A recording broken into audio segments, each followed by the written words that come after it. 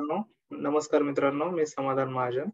जसं की आता आपण आपल्या स्क्रीनवर बघत आहात, की आपला आधुनिक भारताचा इतिहास महाराष्ट्राच्या विशेष संदर्भासह या पुस्तकाची 9वी आवृत्ती अ, आता प्रकाशित झालेली आहे. महाराष्ट्रात सध्या बऱ्याच ठिकाणी ती उपलब्ध पण आहे. ज्या ठिकाणी नाही, त्या ठिकाणी काही दिवसातच हे पुस्तक पोहोचेल. बाकीचे विद्यार्थी याला ऑनलाईन मागवू शकतात. तर आता आपण सगळ्यात महत्त्वाचं हे बघणार आहोत, की हे जे पुस्तक आहे अ, विविध परीक्षा देणारे जे विद्यार्थी आहेत, त्या पुस्तकाचा अभ्यास करतात आणि सातत्यानं वेगवेगळे प्रश्न मुलांना पडत असतात, की हे पुस्तकातला कुठला घटक वाचावा, कुठला घटक वर भर जास्त द्यावा आणि कशा पद्धतीनं अ, अभ्यास या पुस्तकाचा करावा. तर अशा पद्धतीचे जे काही प्रश्न आहेत, याबद्दलचे सगळ्या शंका आणि वेगवेगळ्या परीक्षांना हे पुस्तक कसं वाचावं, याच्याबद्दलची इन्फॉर्मेशन आज आपण या ठिकाणी घेणार आहोत. तर सगळ्यात प्रथम आपण राज्यसेवा मुख्य परीक्षा जी आहे, या राज्यसेवा मुख्य परीक्षेचे जे विद्यार्थी आहेत, यांना बऱ्यापैकी माहिती आहे, की याचा अभ्यास, या पुस्तकाचा अभ्यास कसा करायचा आहे. तरी देखील आता आपण जे विद्यार्थी पहिल्यांदाच हे पुस्तक हातात घेत आहेत आणि त्यांना जी शंका आहे, त्याच्याबद्दल आपण एक-एक परीक्षा आणि त्या परीक्षेसाठी या पुस्तकाचा वापर कसा करायचा याच्याबद्दल आपण बोलणार आहोत. सगळ्यात महत्त्वाचं राज्यसेवा मुख्य परीक्षेच्या बद्दल आपण आता बोलूयात. की राज्यसेवा मुख्य परीक्षेमध्ये या पुस्तकाची जी रचना आहे, ती मुख्य परीक्षेच्या मुळातच सिलेबसच्या जो दिलेला आहे त्यांनी, जो तुम्हाला आता स्क्रीनवर दिसत आहे.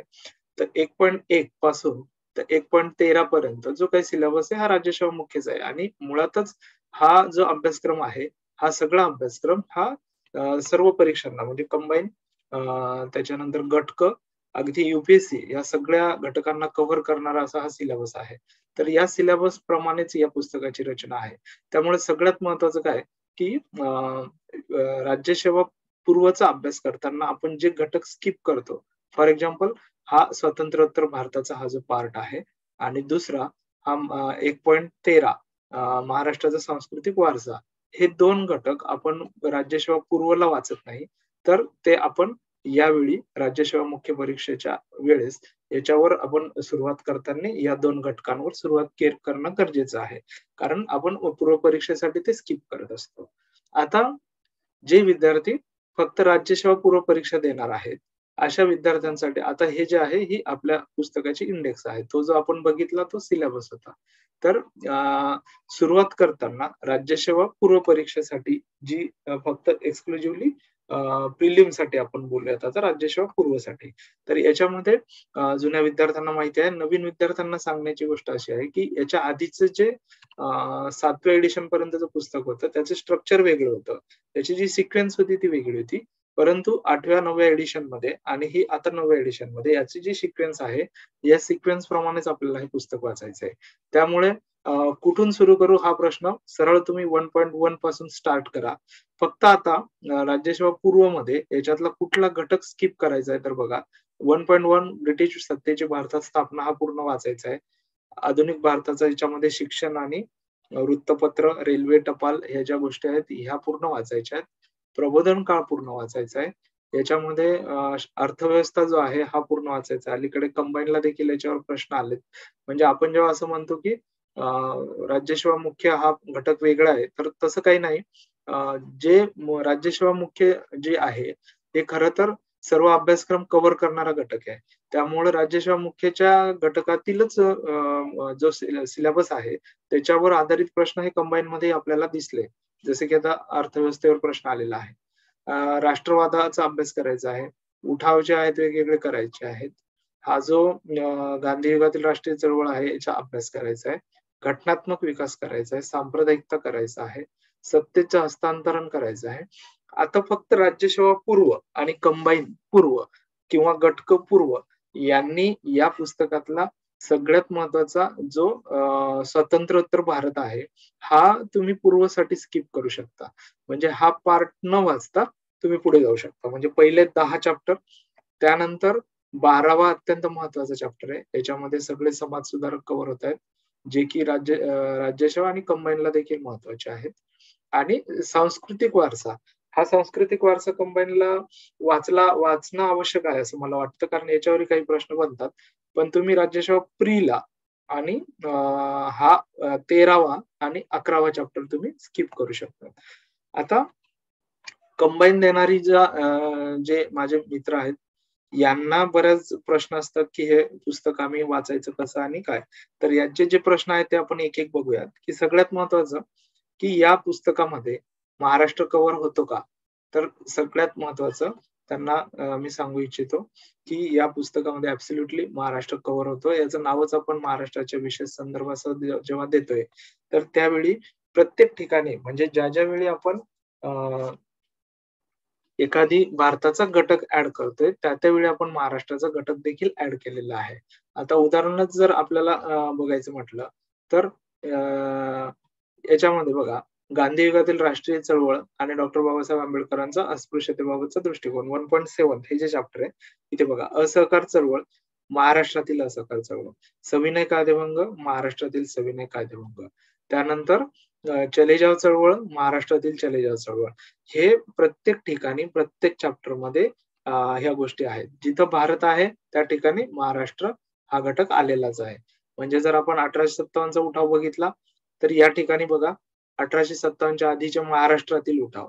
1857 चा उठाव, 1857 च्या उठावात महाराष्ट्र आणि परत प्रत्येक ठिकाणी त्या क्रांतिकारी चळवळ असेल, तर महाराष्ट्रातील क्रांतिकारी चळवळ. या पुस्तकातला अजून एक आहे, की अ, गेल्या काही परीक्षांपासून 1857 च्या उठावाबद्दलचे प्रश्न वाढलेले आहेत आणि अंदमानात गेलेले क्रांतिकारक म्हणून जोड्या लावाला राज्यसेवा मुख्य आणि कंबाईन आणि राज्यसेवा प्रीला पण प्रश्न होता. तर हे अंदमानात गेलेल्या क्रांतिकारकांचे एक संपूर्ण एका व्यक्तीनं जो काही थिसिस केला होता, त्याचं पूर्ण पुस्तक आपण बघितलं आणि त्याच्यातले जे काही महाराष्ट्रातील अंदमानामध्ये गेलेले 137 क्रांतिकारक होते.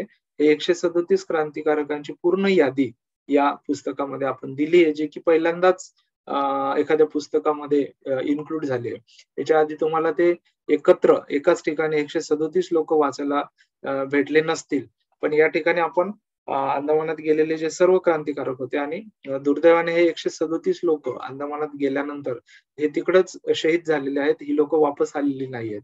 तर हे यांचं गाव कोणतं आणि ते कुठून गेले आणि त्यांचे नाव कोणतं हे सगळं आपण या आवृत्तीमध्ये ॲड केलेलं आहे. यानंतर कंबाईनच्या मुलांचा दुसरा प्रश्न येतो, की याच्यामध्ये काय स्किप करायचंय? तर याच्यामध्ये स्किप काय करायचं हे तुम्हाला मी सांगितलं, की 11वा आणि 13वा चॅप्टर आफ्टर इंडिपेंडन्स आणि कल्चरल हा पार्ट तुम्ही सोडू शकता. कल्चरल एकदा वाचलं तर चालेल. बट आफ्टर इंडिपेंडन्स तुम्ही नाही वाचलं तरी चालतंय.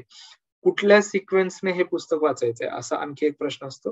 तर सिक्वेन्स मी तुम्हाला जसं आधीच सांगितलं, की आपण ज्या सिक्वेन्सने इंडेक्सची जी सिक्वेन्स आहे, ज्या सिक्वेन्सने पुस्तकाची रचना आहे, त्याच सिक्वेन्सने आता वाचायचंय. कारण पूर्वीचं जी सिक्वेन्स होती ती वेगळी होती. पण 8व्या एडिशन पासूनची जी सिक्वेन्स आहे त्याच सिक्वेन्सने आपण वाचायचंय. समाज सुधारकांसाठी वेगळं पुस्तक वाचायचंय का? ॲक्चुअली कंबाईनचा किंवा राज्यसेवेचा आपण सिलेबस पाहिला, तर राज्यसेवेच्या पेक्षा कंबाईनचे जे प्रश्न येतात, त्याच्यामध्ये मुख्यतः समाज सुधारकांवर जास्त प्रश्न असतात. म्हणजे महाराष्ट्रावर याची प्रश्नांची संख्या कंबाईनमध्ये जास्त असते आणि कंबाईनमध्ये जे काही महाराष्ट्राचे प्रश्न येतात, त्याच्यातले 50% प्रश्न हे समाज सुधारकांवर असतात. म्हणून बरेच विद्यार्थी हा विचार करतात, की समाज सुधारकांना वेगळं पुस्तक वाचावं का? मुळातच या ठिकाणी जर तुम्ही या पुस्तकाचा बारकाईने अभ्यास केला, मी ते थोड्या वेळाने परत तुम्हाला दाखवतो, की आपण या ठिकाणी किती प्रमाणात समाजसुधारक ॲड केलेले आहेत. दुसरा गट क चा जो सिलेबस आहे, हा देखील आधुनिक भारताचा विशेषतः महाराष्ट्राचा इतिहास. हे जे पुस्तकाचं हेडिंग आहे, ह्याच हेडिंगचा सिलेबस देखील आहे. त्यामुळं तो सगळा या ठिकाणी कव्हर होतोय. याशिवाय वनसेवा झाली किंवा सी झाली किंवा ॲग्रीकल्चरची किंवा इंजिनिअरिंगची परीक्षा झाली. ज्या ठिकाणी तुम्हाला आधुनिक भारताचा इतिहास महाराष्ट्राच्या विशेष संदर्भासह असं दिसतंय, त्या ठिकाणी हे सगळे टॉपिक या पुस्तकामध्ये कव्हर करतायत. अलीकडे यू-पी-एस-सीची जी मुलं वाचतायत त्यांना देखील मी ते सांगतो, की तुम्हाला जर हे पुस्तक तुम्ही वाचत असाल, तर महाराष्ट्राचा जो पार्ट आहे तो स्किप करून तुम्ही फक्त भारतावर फोकस करून हे पुस्तक वाचू शकता. आता आपण बघणार होतो की मुलांची जी संख्या आहे याच्यामध्ये व्यक्ती किंवा समाजसुधारक हे किती आहेत. आता मुळात हा जर आपण 12वा चॅप्टर बघितला, याच्यामध्ये आलो आपण 12वा मध्ये बघा समाजसुधारक जे दिसतायत यावेळी आपण त्यांना सिक्वेन्स लावलाय. हा जो सिक्वेन्स दिसतोय तुम्हाला लहुजी साळवेंपासून, तर हे त्यांची क्रोनॉलॉजी घेताना वयाच्या म्हणजे जन्मवर्ष याच्यानुसार घेण्यात आली आहे. त्याच्यामुळे त्यांचा जो सिक्वेन्स आहे हा त्यांच्या जन्मवर्षानुसार आपण लावलेला आहे. त्यामुळे तुम्हाला ती क्रोनॉलॉजी लक्षात ठेवणं देखील सोपं जाईल अभ्यास करताना. तर याच्यातले पहिले पार्ट जे की राज्यसेवा मुख्यालय आहे, याला आपण समाजसुधारक भाग 1 टाकलाय. तर असे 32 व्यक्ती आणि भाग 2 मध्ये जे मुख्याला नाहीयेत पण कंबाईनला आणि इतर परीक्षांना विचारले जातात असे 31 म्हणजे जवळपास अ, 6 63 व्यक्ती या ठिकाणी फक्त या 12व्या प्रकरणामध्ये आहे. पण जर आता आपण एक-एक प्रकरणात बघत गेलात, तर या ठिकाणी आपल्याला दिसतं, की प्रत्येक चॅप्टरमध्ये जवळपास आपण अ, व्यक्ती म्हणा किंवा समाजसुधारक म्हणा, आता बघा या ठिकाणी शिक्षण क्षेत्राशी संबंधित व्यक्ती दुसऱ्या चॅप्टरमध्ये आहेत. ह्या जवळपास काकासाहेब कालेलकर झाले, विजापूरकर झाले, बाबूराव जगताप झाले किंवा अनुताई वाघ झाल्या.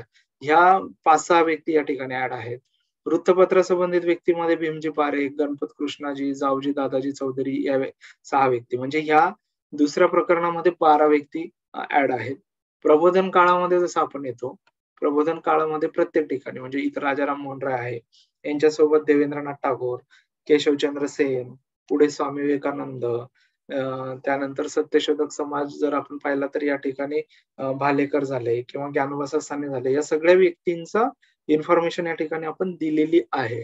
ब्राह्मणेतर चळवळीमध्ये हे केशवराव जयते, दिनकरराव जवळकर, भास्करराव जाधव म्हणजे प्रबोधन काळामध्ये जवळपास 11 व्यक्ती म्हणजे 12व्या चॅप्टरमध्ये 63, दुसऱ्या प्रकरणामध्ये 12, तिसऱ्या प्रकरणामध्ये 11 आणि परत जसं आपण पुढे जातो या ठिकाणी वसाहत शासनकालीन अर्थव्यवस्था या ठिकाणी देखील आर्थिक विचारवंत या ठिकाणी आर्थिक विचारवंतामध्ये सुद्धा 5-6 व्यक्तींची माहिती आपण दिलेली आहे. या 5वं प्रकरण जे आहे भारतीय राष्ट्रवादाचा उदय आणि विकास यामध्ये तर ऑलरेडी सिलेबसमध्येच दिलेले 14 व्यक्ती. या 14 व्यक्तींची याच्या व्यतिरिक्त अजूनही माहिती आहे. त्यानंतर ह्या जे उठाव, वेगवेगळे उठाव, क्रांतिकारी चळवळी आणि डावी चळवळ या प्रकरणामध्ये जवळपास 24 व्यक्तींचा अंतर्भाव या ठिकाणी झालेला आहे. आता सगळ्यात अजूनही एक गांधी युगातील राष्ट्रीय चळवळ हे जे 7वं चॅप्टर आहे, याच्यामधलं एक वैशिष्ट्य सांगतो तुम्हाला, की राष्ट्रीय चळवळीतील महिलांचा सहभाग. आता वेगवेगळ्या चळवळीतील म्हणजे क्रांतिकारी चळवळ, हैदराबाद मुक्ती संग्राम, संयुक्त महाराष्ट्र प्रत्येक ठिकाणी ज्या काही महिलांनी सहभाग घेतलाय, अशा एकूण जवळपास 61 महिलांची माहिती या प्रकरणामध्ये दिलेली आहे.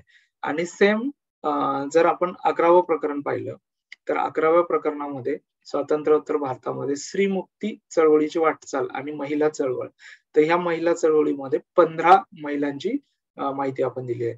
म्हणजे 7व्या प्रकरणातील 61 आणि ह्या 15 जवळपास 76 महिलांची माहिती या पुस्तकामध्ये इन्क्लूड होते.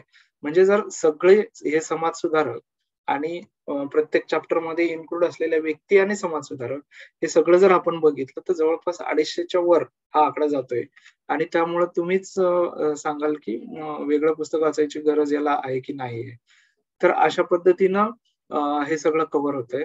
आता सांस्कृतिक वारसा हा जो आहे याच्यामध्ये दलित साहित्य, नृत्य, नाटक, चित्रपट किंवा राज्यसेवा मुख्याला दिलेला जो लेण्यांवरचा लोणार सरोवर, किल्ले किंवा चित्रकला, आदिवासी चित्रकला वगैरे हे सगळे घटक त्या ठिकाणी कव्हर होत आहेत. आता हा जो शेवटी 538 पेज नंबरला वेगवेगळ्या पुस्तकांची माहिती कधी-कधी जोड्या लावामध्ये विचारली जाते. ते पण आपण त्या ठिकाणी ऍड केलंय. या पुस्तकासाठी लागणारे जे वेगवेगळे संदर्भ ग्रंथ आहेत ज्याचा वापर केलेला आहे हे पुस्तक तयार करताना, त्याची देखील यादी सगळ्यात शेवटी या ठिकाणी दिलेली आहे. तर अशा पद्धतीनं हे जे पुस्तक आहे त्याचा वापर हा सर्व परीक्षांसाठी होतोय. विविध विद्यार्थी याचा वापर करतायत. त्यांचे कमेंट्स आणि या गोष्टी येत आहेत. तुम्ही टेलिग्राम चॅनलला जॉईन होऊन तुम्ही मला मेसेज करू शकता तुमच्या ज्या काही अडचणी असतील त्याबद्दल. आणि आगामी काळामध्ये येणाऱ्या सर्व परीक्षांसाठी माझ्याकडून भरपूर साऱ्या शुभेच्छा. आता आपण थांबूया.